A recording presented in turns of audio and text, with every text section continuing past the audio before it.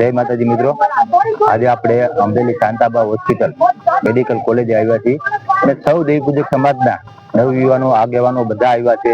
અને આપણે એ ભનીબેન નું એક સામાન્ય કોથળીનું ઓપરેશનમાં દુઃખદ અવસાન થયું તે બાબતમાં અત્યારે સૌ સમાજના યુવાનો સહભાગી થવા આવ્યા છે અને તેમાં દુઃખમાં થોડોક 1% ભાગ લેવા સૌ નાયત અત્યારે આવે છે.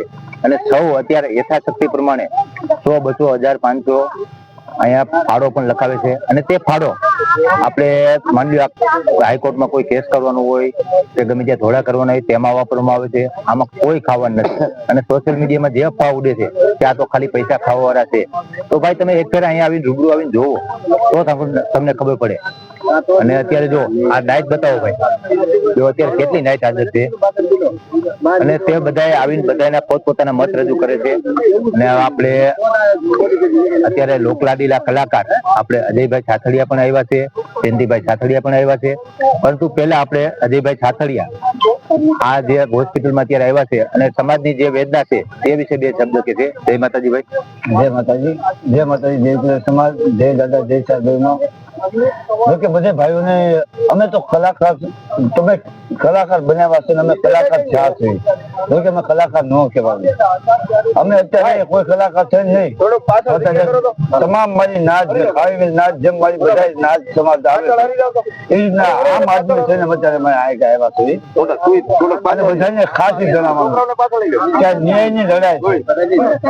આ ન્યાયની લડાઈમાં કોઈ એક આવું એમને બધા ભેગા થાવ અને ન્યાયની લડાઈ નાના ભાઈઓની અંદર આજે જે બનાવ બન્યો છે, આ 15 દિવસથી જે લાશ લઈને આપણે બેઠા છીએ, 15 દિવસથી લાશ લઈને બેઠા છીએ, પણ તમે નાના ભાઈઓ કોઈ બી હાઈકોર્ટ કલેક્ટર જોયું નથી. આ કોને દેખાડ્યું? આપણા મોટા ભાઈ દલિત સમાજે બધાએ હારે રહીને દેખાડ્યું. બરાબર.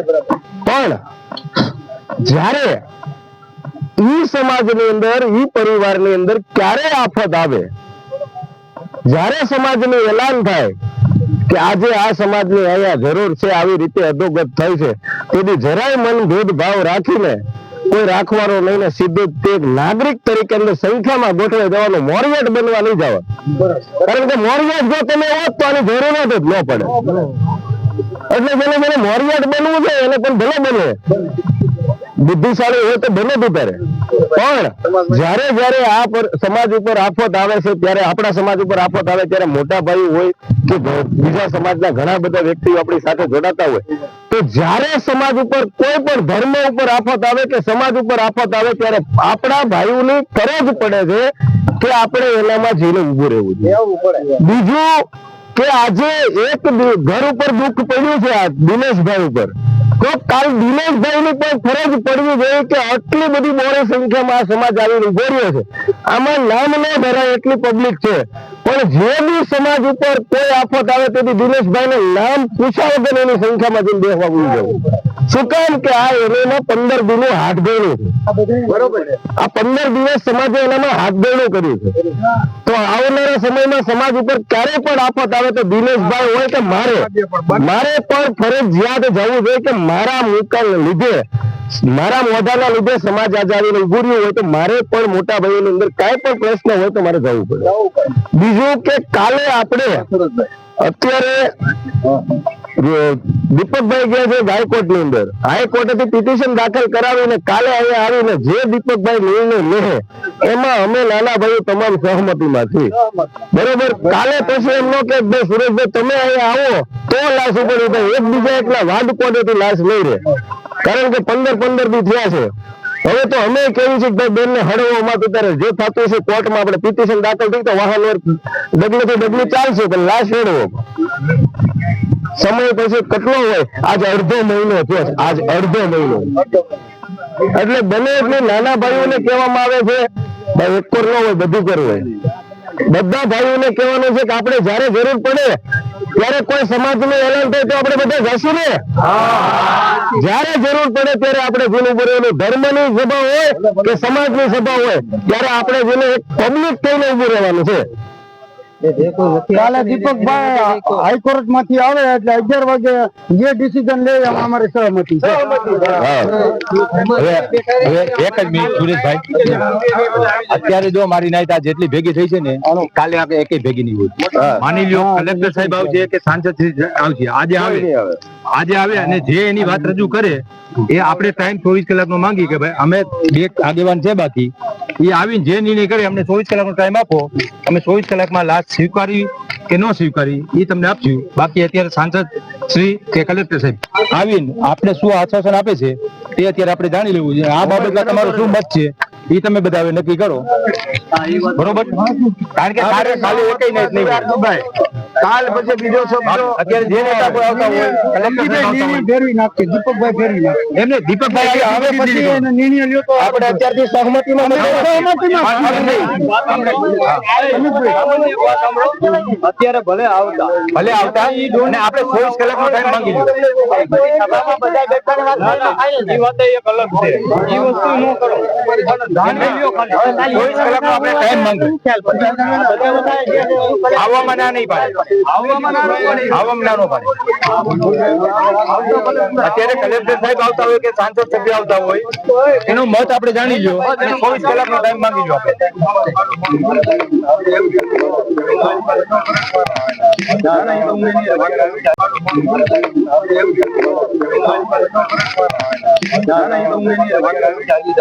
ઈ બાબતમાં દીપકભાઈ એગ્રી થઈ જાય એની ખાતરી હું આપું છું, બરોબર?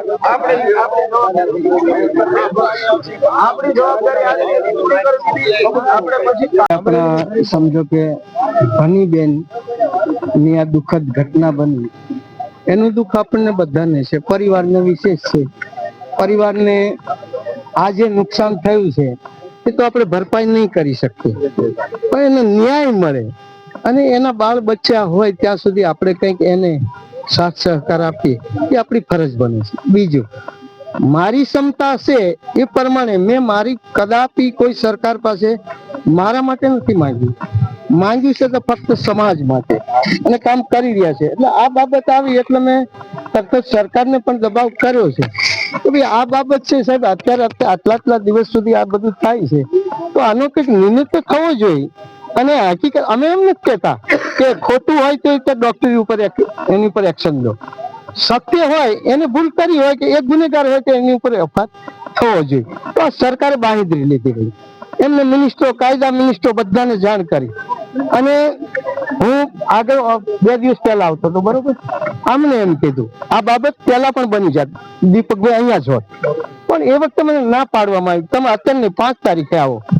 મેં તો ત્યાં એ વખતે પહેલી વખત વાત આવી એટલે બધી મેં સરકારમાં બીજે ત્રીજે જ્યાં બધી જાણ કરવાની હતી કરી દીધી, પણ અત્યારે 5 તારીખે તમે આવજો, તમે કઈ વાંધો નહીં. ત્યારે આ કોર્ટમાં પણ પિટિશન દાખલ કરવી એ પણ મેં સૂચના આપી હતી કે ભાઈ આપણે કદાચ ન્યાય ન મળે તો આપણે કોર્ટમાં પણ જઈ પિટિશન દાખલ કરીને આપણને ન્યાય મળે એના માટે કામગીરી આપણે ચોક્કસ કરશું. પણ આમાં સત્ય માટે આપણે કોઈ પણ સરકાર હોય, સ્થાનિક હોય, એ તાત્કાલિક પગલા લઈ શકે, બાકી બીજા કોઈ ન લઈ શકે. કદાચ કોઈને ખબર હોય ન હોય, મેં એ પણ કીધું કદાચ કોઈને ખોટું લાગે તો માફ કરજો કે ભાઈ તમે આપને બોલાવશો, બીજેને બોલાવશો, ત્રીજાને બોલાવશો, તો જે ખરેખર માં છે અને એની પાસે અધિકાર છે એને જ પેલા પકડો. એ ન કરે પછી આપણે બીજા બધાને પકડીએ તો બરોબર છે, પણ એ ખોટું ગૂંચવાય એવું ન કરશો. તેમ છતાં એવું થોડું ગૂંચવાય એવું થઈ ગયું, તેમ છતાં આપણે એની વાત પહોંચાડી અને એમને કહ્યું, સૂચના આપી કે ભાઈ તમને ત્યાં જાઓ, એ તમને બાંહેધરી આપશે, તું સમાજનો આગેવાન હોય તો તું પણ બાંહેધરી લઈ લે, આપણે એને ન્યાય મળે, ડોક્ટરની ભૂલ હશે તો FIR કરશું, એ ખાતરી અમે આપીએ છીએ.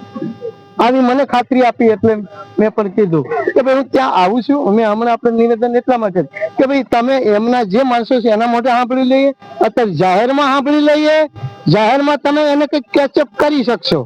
આજે કદાચ પોઈન્ટ છે ને એ કે છે અમે કાલે તમે હાજર હોય તો આવીશ, કે ન આવીએ તો પછી એને તમે કેચઅપ નહીં કરી શકો. બીજું, હું પણ એમને વધારે દબાવ નહીં કરી શકું. ભાઈ અમે તમને સંમત થયા, અમે વાત કરી, ભલે તમે બોડી કાલ ઉપાડજો, એનો કોઈ પેલો નથી, એના પતિ આવે ત્યારે જ બોડી ઉપાડવી જોઈએ. અને એની સહીથી જ ઉપડવી જોઈએ. બીજા કોઈ દાયા ન થવાય, માર્ગદર્શન અપાય, સહકાર અપાય. એટલે આપણે એવું નથી કે એ લોકો ત્યાં જશે ને બોડી, પણ શું ડિસિઝન કરવો એ આપણે એમનું અત્યારે જાહેરમાં સાંભળવાની વાત હતી. એટલે જાહેરમાં કદાચ આવે તો તમે સાંભળો બધા, તો એ કાલ બંધાશે આ બધાની વચ્ચે. હવે કાલે આવશે કે નહીં આવે એ હું ગેરંટી નથી આપી શકતો છે, બરોબર. અને અત્યારે મારીથી જે થઈ શકે એ મારું યથાયોગ્ય જે સહયોગ કરવું હું આપણને કરીને જાઉં, બરાબર. પણ કાલે તમે બીજે ખોટી જીદ ઉપર જશો તો સમજો કે પીએમ રિપોર્ટ કોઈ એમ કહેતા 2 દિવસમાં આવી જાય, નામ આવી જાય, તો મને આટલા વર્ષનો અનુભવ છે પણ એમ નથી આવતો છે. અને એમ લાવવા જાવ ને તો કદાપી એનો લેબોરેટરી હાથી હોય નહીં, હોય જ નહીં. કારણ કે મારી દીકરી ને પણ અમુક એવી રીતે અમારી કાકા દાદા દીકરી એક્સપાયર થઈ ગઈ છે ને, તો એમાં એટલી મહેનત કરીને કોઈ 4 મહિના થયા હતા, અને 4 મહિનાનો જયારે રિપોર્ટ આવ્યો ત્યારે એફઆઈઆર દાખલ થઈ. એટલે તમારું અત્યારે પિટિશન આપણે દાખલ કરવાનું મેં એમને 5 દિવસ પહેલા જ કહ્યું હતું. કદાચ બીજાએ એમને માર્ગદર્શન આપીને કર્યું હતું મને ખ્યાલ નથી, પણ મેં એમને સૂચના આપી હતી કે આપણે આ રીતે તો કરીએ છીએ, પણ અહીંયા દાખલ એફઆઈઆર નહીં કરે ને તો આપણે હાઈકોર્ટમાં પિટિશન દાખલ કરશું, પણ સબૂત લઈને જશું. અત્યારે એમને જતા રહ્યા તો મેં ફોન કરીને એમને કીધું કે ભાઈ જે વકીલ હોય મારી હારે વાત કરાય. તો એમને મેં સૂચના આપી કે ભાઈ તમે પિટિશન દાખલ કરો, પણ જ્યાં સુધી પીએમ રિપોર્ટ આવે નહીં ત્યાં સુધી કોઈ ડિસિઝન આપણે લેવાનો નથી અને કેસ ચલાવતા નહીં. અમે વકીલને કીધું તા કે સાહેબ એ તો એમ જ હોય ને. મેં કીધું હાર્દિક જાનીને ઓળખો છો, વિપુલ ભરભડી અમારો દીકરો છે અને આવા અનેક કેસો અમે લડી ચુક્યા છીએ. શા માટે મને નો જાણ કરી? હું તો ગાંધીનગર જ હતો, કાલ પિટિશન દાખલ કરીને આવત ભાઈ. પણ જે કર્યું તે એ માણસ અત્યારે આપણે એવું નથી કે ત્યાં જશે લાશ આજ ઉપાડી દો, એ હું કદાપી નથી કહેતો. ડિસિઝન યોગ્ય હોય તો આજ ઉપાડો, કાલ ઉપાડો, 3 દિવસ ઉપાડજો, પણ તમે પીએમ રિપોર્ટ આવે તો જ ઉપાડશો. એ ડિસિઝન તમારો ખોટો છે, ખોટો છે, ખોટો છે. હું તમને જગ જાહેર કરું, તમે મને વગો તોય ભલે અને મને સ્વીકારો તોય ભલે, કારણ કે પીએમ રિપોર્ટ તો જે આવશે એ સત્ય જેની રીતે આવશે એ આવવાનો છે. અને તે દિવસ જે દી આવશે તે દિવસે આપણે પિટિશન અહીંયા નહીં કરે તો પિટિશન દાખલ કરીશું. અત્યારે એમને સરકારે પણ એ બાંયધરી આપી કે જાઓ, કારણ કે જો મેં અમુક અમારા સંબંધો છે એ તરત જ વાપર્યા કે સાહેબ આવું બધું બનતું હોય તો તમારે તો કઈક રસ લેવો જોઈએ બધે. કે અમને કોઈ કીધું નથી ભાઈ, લડતા હશે ને બધા કરતા હશે. તારી વાત આવી છે તો અમે તમને કહે છે કે જો દોષિત હશે તો એફઆઈઆર કરાવવાની જિમ્મેદારી અમારી. અને એના ભાગરૂપે અત્યારે સાહેબને સુતરિયા સાહેબને બોલાવતા હતા. એ તમારી સામે શું બોલે છે એ તમે કેચઅપ કરી શકત, અને એમને ન બોલાવવા હોય તો એમને જિમ્મેદારી આવવાની નથી. તમે જિમ્મેદારી લઈને કરી નાખજો. જો અમારો ખુલ્લો આખું તમને નિવેદન, આમાં ન્યાય મળે એમાં તો હું સાથે જઈશ, પણ આટલા ટાઈમથી આપણે પીડાવીશ. મારું એવું નથી કે હું હીરો થવાયો છે, હું તો ના પાડતો કે નિયમ પ્રમાણે હું ના આવું તો તમે કામ કરી નાખો. કીધું જ ભાઈ કેટલા દિવસ પહેલા જેથી ઘટના બની તેથી અમારે ભાભી એક્સપાયર થયા હતા, અને તેથી આ માર્ગદર્શન તમને આપ્યું હતું કે ભાઈ આ પ્રમાણે ચાલો, એટલે તમારું કોઈ ખોટું પેલું ન થાય, જલ્દીથી એનો ડિસિઝન થાય અને પરિવાર રીતે વાંધામ ન આવે. બાકી મુખ્યમંત્રી સુધી હું અહીં બેઠો છું, તમારી અહીં રજૂઆત લાવજો, એમની પાસે લેટર લખાવી નાનો ન્યાય કરાવજો. એટલે પછી આથી બીજું આપણે શું કહી શકીએ. અને દીપકભાઈએ મહેનત કરી છે, બધા જેને મહેનત બધાને સાથે રાખીને પછી બોડી ઉપાડજો, પણ ખોટો નિર્ણય ઉપર નહીં જતા. બસ આટલી મારી વિનંતી છે બધાને. કોઈ એક મહિલાનું મોત એક સમાજની મહિલાનું મોત નથી. આમાં તમામ સમાજે સાથ અને સહકાર આપવો જોઈએ. આ ઉપવાસ આંદોલન છાવણી જ્યાં છે એ આવીને બેસવું જોઈએ, યોગ્ય માંગણી તંત્રની પાસેથી કરવી જોઈએ, જેથી કરીને આવનારા સમયમાં આ સિવિલ હોસ્પિટલના બેદરકાર, બેજવાબદાર ડોક્ટરો, ટ્રસ્ટીઓ, બીજી કોઈ મહિલાઓ, જે કોઈ દર્દી સારવાર લેવા માટે અહીં આવે છે એમના માટે આવા બનાવો ન બને, આવી ઘટના ન બને એ માટે તમામ સમાજને આ વિડીયોના માધ્યમથી આપણે એક આહવાન પણ કરીએ છીએ અને ટકોર પણ કરીએ છીએ કે તમે સૌ આવો. અમરેલીની આ સિવિલ હોસ્પિટલના જોગાનમાં એક ચોક્કસ સમાજ નથી બેઠેલો, પણ હા તેઓ ન્યાયની માંગણી કરવા માટે એક ડોક્ટરની બેદરકારીના કારણે એક મહિલાનું જ્યારે કમકમાટી ભર્યું મોત નીપજેલું છે એના ન્યાય માટે બેઠેલા છે, ત્યારે તમે સૌ કોઈ એક સમાજને જોતા જ નહીં. હા, આજે માનવતાનું એક મોત થયેલું છે, કારણ કે માનવતા વિહોણી આ સિવિલ હોસ્પિટલ, માનવતા વિહોણા આ ટ્રસ્ટીઓ, માનવતા વિહોણા આ ડોક્ટરોની એક ભૂલ છે. અને ત્યારે આપણે સૌએ માનવતાનું ધર્મને લઈને, ઇન્સાનિયતના ધર્મને લઈને સૌ કોઈએ અહીં હાજરી આપવી જરૂરી છે. જય માતાજી મિત્રો, આજે આપણે આવ્યા છીએ શાંતાબા સિવિલ હોસ્પિટલમાં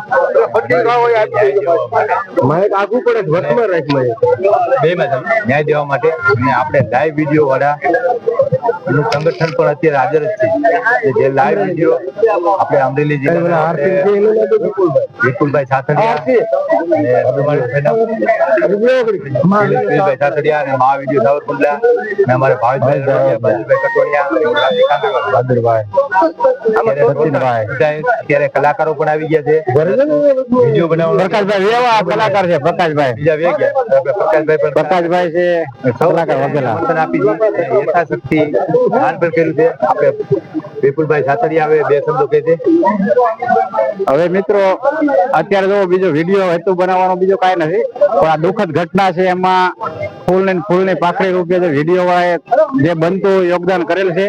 હજી આપણે ઘણા બધા વિડીયો વાળા લોકો છે, કલાકાર મિત્રો છે, નાના મોટા ધંધા વાળા છે. આ પ્રસંગ બીનો છે દુઃખદ ઘટના, એમાં ફૂલની પાખડી રૂપે એના પરિવારને યથાશક્તિ દાન આપજો અને એને આ જે દુઃખની પરિસ્થિતિ છે એ આગળ નિર્વાહ વધે. અને આપણે કાંઈ દઈ નથી દેવાના, આ દુઃખ મોટું આવ્યું છે કાંઈ ભાંગી નહીં વળે, પણ આ નાનું એવું યોગદાન કરી તમે એને આ ઘર વપરાશ માટે કાંઈક એને ઉપયોગ સહયોગ થયો બસ. એટલે આ શાંતાબા હોસ્પિટલમાં અમે બધા સ્ટુડિયો વાળા અને કલાકારો અહીંયા બધા પધાર્યા છીએ. એટલે કે એક દુઃખદ ઘટના છે જે શાંતાબા હોસ્પિટલમાં આપણે જે બેન ને જે કોથળીના ઓપરેશન દ્વારા એનું મૃત્યુ પામી ગયા છે. પણ હવે આપણે બધા એક સમાજ, બધા આમાં જે કોઈ મીડિયા વાળો, કલાકાર અને બધા એક થઈ કરીને એને સમર્થન આપી બધા ભેગા રહી આમાં બધા એક થઈ જે કઈ કહેશું એ સાથે બસ એટલું બોલી મારે બોલવું છે.